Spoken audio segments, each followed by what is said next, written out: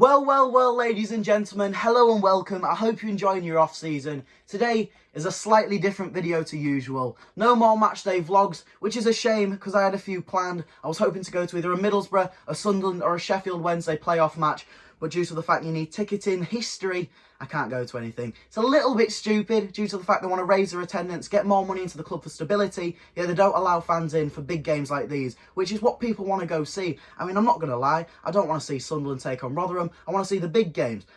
And that's where you're going to get the most money. But hey ho, let's not complain too much. Whilst the players are out on the beach, keeping their feet up, relaxing and spending valuable time with friends and family, there's a lot going on behind the scenes, which I would say is incredibly important and exciting to the fans, the players, and the whole entire community of Hull City. And that is the summer transfer window, one of the happiest times we get to read all the fake reports of us signing Luis Suarez and Robert Lewandowski. And before you say, what am I on about? That is actually true. I don't know what you read sometimes.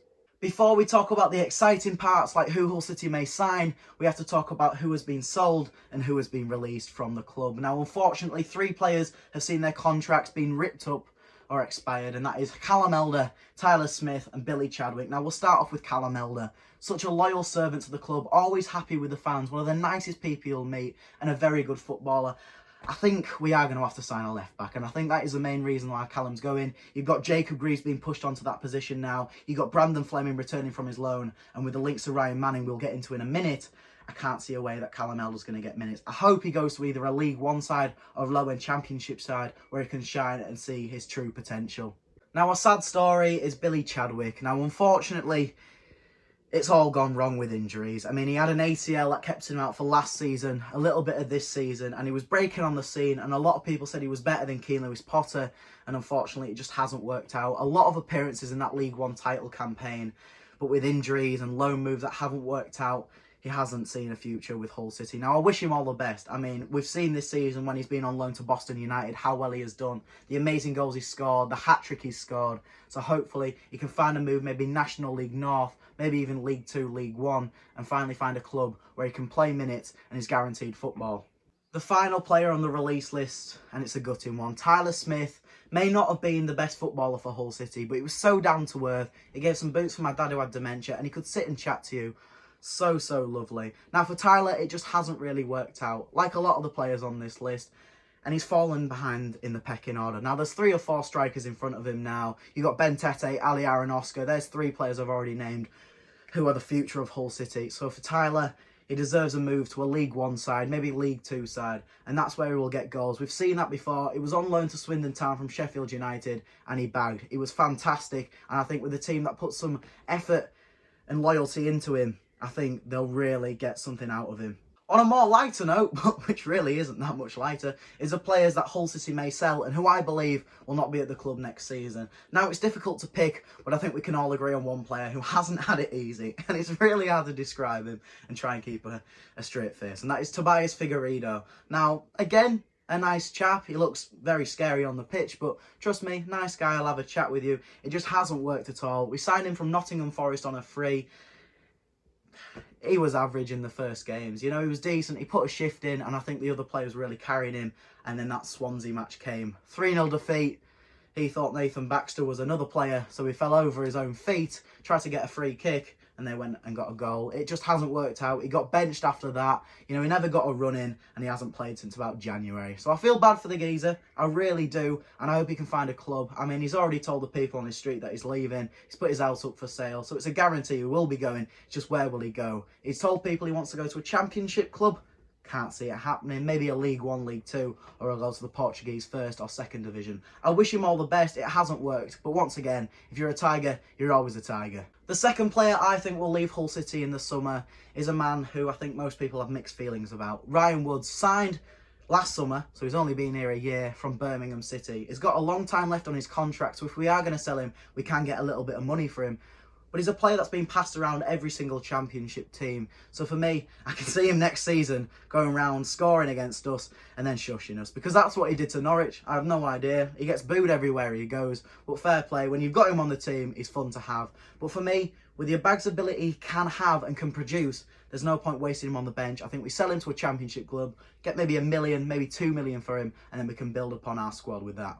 The next player, Dohan Sinnick. and unfortunately it never worked out. Signed from Antalyaspor in the summer for about 3 or 4 million. People said it was a replacement of KLP. Some say it was a bargain and that is even better than KLP. Number 11 for Turkey, a very good player, but just didn't work out. Now the Championship we know is difficult to adapt to, especially with Turkey being fluorescent football, beautiful tiki-taka play, and here in the Championship you're going to get decked on the floor every game. Now for Antalyaspor, I thought they've got a bargain. They got him back in January on loan. And to be fair, he's done okay, 1 or 2 goals, and I hope they keep him. I hope we get our money back for him. He's still got 3 or 4 years left on his deal, so hopefully we can get maybe 5 million at a push, but probably just get what we paid for him. I wish him all the best. He was a nice guy, but let's be honest, he's not what we need, and I think we can all agree he'll be gone first day of the transfer window. The final player I believe could leave Hull City, and it really does pain me because I absolutely love him, and he's one of my favourite players, is Jacob Grieves. Now, let's be honest, he wants to be playing every single minute and he wants to be captain of Hull City. And I feel like he's been a bit disrespected this season. He has been on the bench for parts of the year. I mean, last season, he played every single minute of every single game in the Championship. And this season's been very hit and miss. A few injuries, he's been subbed off, he's been on the bench. And for me, if a Premier League comes in like a Premier League team like Brentford or West Ham comes in with a 6 or 7 million bid, Liam Senior may let him go, and I wish him all the best. I hope what happens to KLP doesn't happen to Jacob Grieves, because he deserves to play for a Premier League club, or at very least a top-end Championship club like a Borough, a Norwich, or whoever comes down, which I must admit, I hope it's not Leeds, because if it's Leeds, I think I'd cry. Hello, I apologise for interrupting the video, but it seems I've come across a slight mistake. In the previous clip, I said I would cry if Leeds came down. That is not the case. I would love to see Leeds in the Championship. Imagine Ellen Road away, a packed out atmosphere. It would be incredible, as well as the fact that they are rivals. What I meant by that is I would cry if I saw Jacob Grieves in a Leeds shirt. I hope that clarifies it, and I hope you enjoy the rest of the video. We'll move away from the more depressing and darker topics. I say darker, we're not in a horror movie, it's just who we're selling. And we'll move on to the happier and more exciting notes on who I think Hull City will sign in the summer transfer window. And there's no better place to start than the man that was already at the MKM this season, on loan from Newcastle United. Carl Darlow, we want you to stay, and that is exactly what I think will happen. Now, if we can make a deal with Newcastle United, I have no reason to believe why we can't sign him. He will play every single minute next season. The fans adore him, and he is blooming brilliant. Let's be honest, he is fantastic. One of the best goalkeepers, if not the best goalkeeper, in the Championship.